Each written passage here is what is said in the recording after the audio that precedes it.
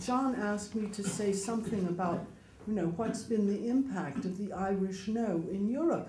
Well, it's phenomenal. Nobody can praise you enough, because you are the rampart between us and the Lisbon Treaty.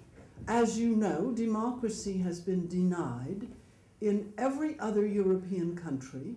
The way it was done in France was particularly egregious, unfortunately with the help of the French Socialist Party, but we were treated as if we had never voted.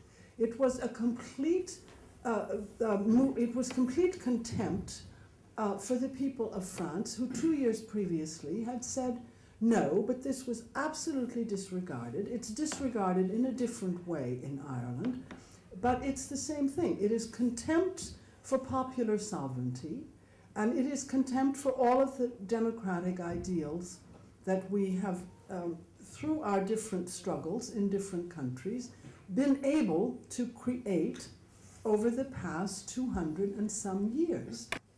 I think a key point that emerged in the findings from the opinion poll evidence that's been cited is that people voted against the Lisbon Treaty because they felt it was obscure and incomprehensible.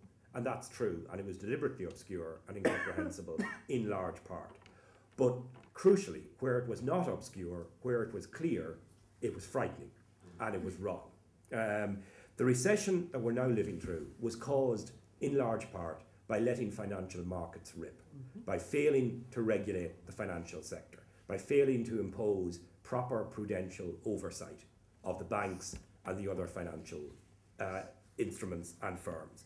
We need tighter controls over the financial sector to A, deal with this crisis, and B, ensure that this kind of crisis can never happen again. The problem is that the Lisbon Treaty is very clear about the fact that it will make it not a better regulatory environment, but a less regulatory environment. The Lisbon Treaty is committed to abolishing, outlawing any controls over the movement of capital. It's committed to the liberalisation of trade in goods and services. It's committed to an aggressive neoliberal agenda that has actually got us into the mess we're in. If this is another no vote, we will have a general election in this country. The government will fall, there's no doubt about that. So on the strength of that, there is going to be massive finances, massive lies being told. All sorts of areas are going to be campaigned from the yes side to make sure that this referendum is carried the second time round. We're all aware of that, and we're all long time campaigning, and that's why when we're talking about the supporters there from our European colleagues, that'll probably be needed more so now than ever. I know Unite will be in the same position as we were the last time. We will be supporting the campaign for the no vote.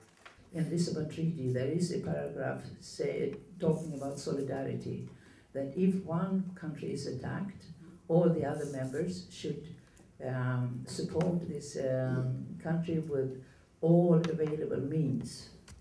And so this you could compare with the Article 5 in NATO, that you should support each other.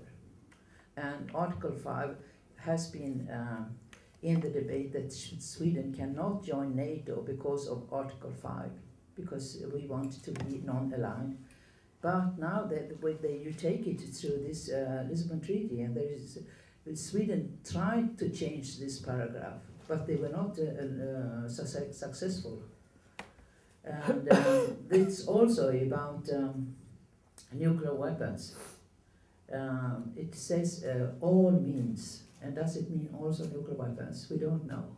The only way we can actually deal with the economic and the ecological crisis that is confronting us in Ireland and in Europe and in the rest of the world is by rejecting the types of policies that the EU is trying to push through. And I think that's going to have to be the core of our campaign. I would say that what we have to work for together is to get popular control over the banks. Call it nationalization, call it socialization, call it what you want, but the banks have got to obey us and for the needs of the people.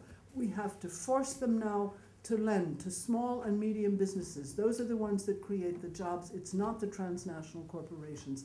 We have to get them to lend to people who want to transform their houses so that they become energy neutral. These policies are working very successfully in some other European countries, particularly like Germany. We want structural funds for the rest of Europe, for the newcomers, so that their wages can go very quickly up to the level of other countries' wages, and we're not constantly being forced into competition with them, and our corporations are leaving in order to find cheaper people elsewhere. We need to relocalize a lot of economic activity. Foreign investment is not the answer. We can see that it can come in and it can create tigers momentarily, but it can also flow out very fast, and that is not the way forward. We don't want the model of the economic partnership arrangements with the rest of the world. We should be a beacon to the rest of the world. Europe has a lot going for it. We have blood on our hands, that's right, at least on the continent we do, but we have also contributed a lot to the world. We are responsible for the Enlightenment. We invented the concept of revolution. You in Ireland have certainly contributed enormously to the positive side of Europe, to the gains of working people. We want to improve, enhance, and go forward with that agenda, and as we go along, help to spread that agenda of the Enlightenment and of gains for working people to the rest of the world. So I wish you all good luck in your second campaign, which shouldn't take place at all, but since it's taking place, onward. Thank you.